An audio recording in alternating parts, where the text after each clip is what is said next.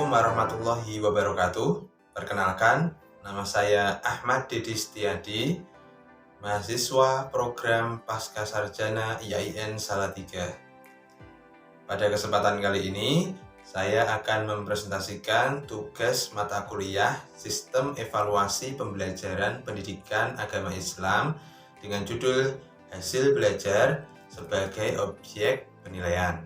Nah, untuk yang pertama kita harus mengetahui dulu apa itu penilaian.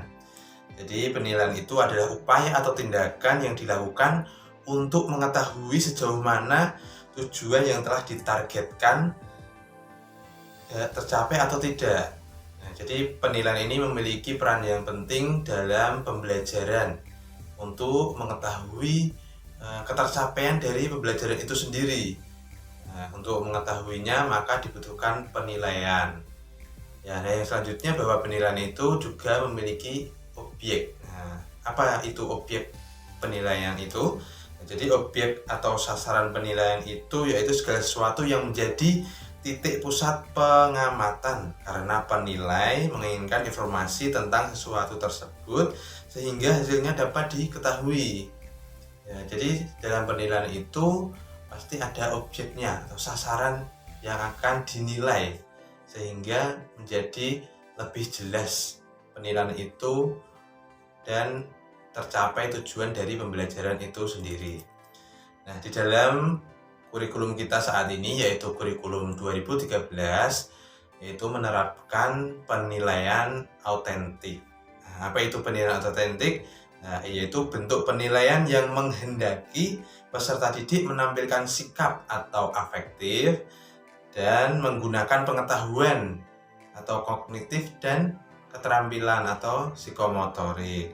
Nah, yang diperoleh dari mana? Dari pembelajaran dalam melakukan tugas pada situasi yang sesungguhnya. Nah, bagaimana cara mengetahuinya? Ya, mengetahui apakah itu sikap. Nah, jadi dalam kurikulum 2013 ini mendasarkan pada taksonomi Bloom. Nah, taksonomi Bloom ini membantu dalam pengukuran atau penilaian itu sendiri agar lebih jelas.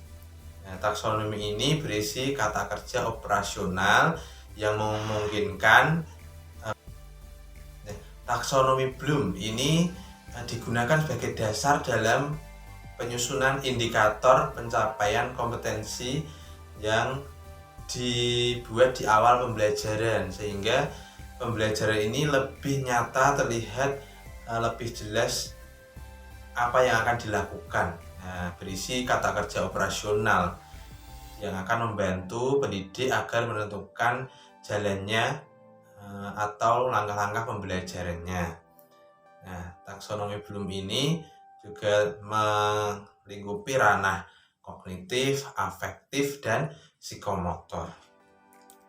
Nah, yang pertama adalah pada aspek kognitif. Apa itu aspek kognitif?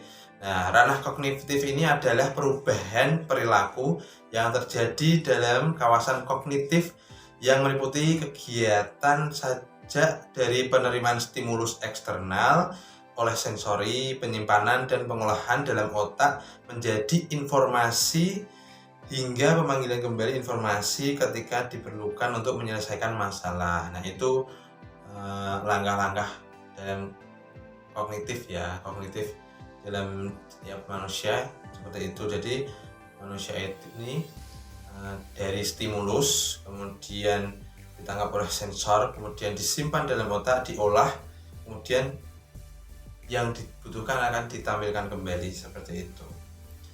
Nah, kemudian hasil belajar dari ranah kognitif ini terdiri dari aspek mengingat, memahami, menerapkan, menganalisis, mengevaluasi, dan menciptakan. Itu adalah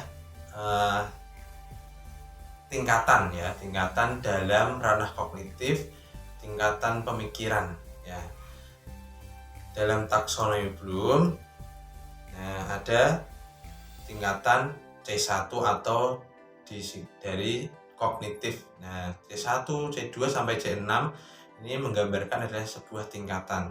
C1 tadi adalah mengingat, C2 memahami, C3 menerapkan, C4 ini menganalisis, C5 ini mengevaluasi, dan yang terakhir menciptakan. Ya, ada yang membaginya yaitu dalam LOTS dan HOTS. LOTS yaitu adalah singkatan dari Low Order Thinking Skill atau kemampuan berpikir yang rendah, sedangkan HOTS adalah High Order Thinking Skill atau kemampuan berpikir tingkat tinggi. Jadi LOTS tadi yaitu C1 sampai 3 dan HOTS tadi C4 sampai dengan C5. Jadi C1 contohnya yang dapat digunakan di dalam indikator pencapaian kompetensi itu misalnya mengidentifikasi, mengingat kembali atau membaca, menyebutkan. Nah, itu adalah bagian dari C1. Kemudian C2 memahami. Contohnya adalah menerjemahkan atau menafsirkan, ya, memperkirakan, menjelaskan, mengartikan, menampilkan, itu adalah C2. C3-nya adalah dalam menerapkan, contohnya melaksanakan, menggunakan, menghitung, dan lain sebagainya, seperti yang ada di tabel ya. Bisa dilihat, menganalisis itu juga banyak sekali, diantaranya menelaah, mendeteksi.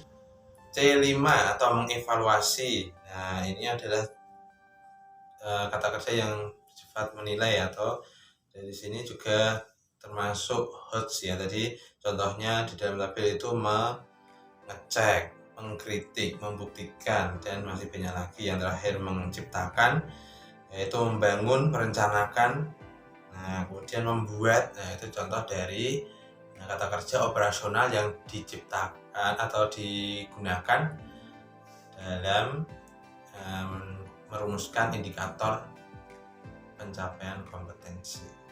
Ranah yang kedua adalah ranah afektif. Ranah afektif ini merupakan ranah yang berkaitan dengan aspek-aspek emosional seperti perasaan, minat, sikap, kepatuhan terhadap moral. Di dalamnya mencakup penerimaan, sambutan, tata nilai, pengorganisasian, dan karakterisasi. Itu yaitu penggolongan di dalam taksonomi Bloom tadi. Seperti dapat dilihat di dalam tabel, yaitu tingkatan-tingkatannya ada menerima, merespon, menghargai, mengorganisasikan, dan mengkarakterisasi. Contoh dari menerima yaitu menanyakan, memilih, kemudian dari merespon ada melaksanakan, membantu, dan dari menghargai kita dapat menggunakan kata kerja mengikuti, memilih, atau menunjukkan. Itu adalah kata kerja dari aspek afektif, yaitu menghargai, kemudian mengorganisasikan, bisa merumuskan atau mengaitkan. Yang terakhir ada karakterisasi. Nah, ini yaitu contohnya bertindak, menyatakan, memperhatikan. Nah, itu tadi adalah tingkatan dari ranah afektif dari taksonomi Bloom. Yang terakhir adalah ranah psikomotorik. Ranah psikomotorik ini merupakan ranah yang berkaitan dengan aspek-aspek keterampilan yang melibatkan fungsi sistem saraf dan otot dan berfungsi psikis. Nah, ruang lingkup ini dalam psikomotorik menurut Dev yaitu meliputi 5 tingkatan, yaitu 1 imitasi, manipulasi, artikulasi. Jadi dari ranah psikomotorik yaitu diantaranya meniru, manipulasi, presisi, artikulasi, dan naturalisasi.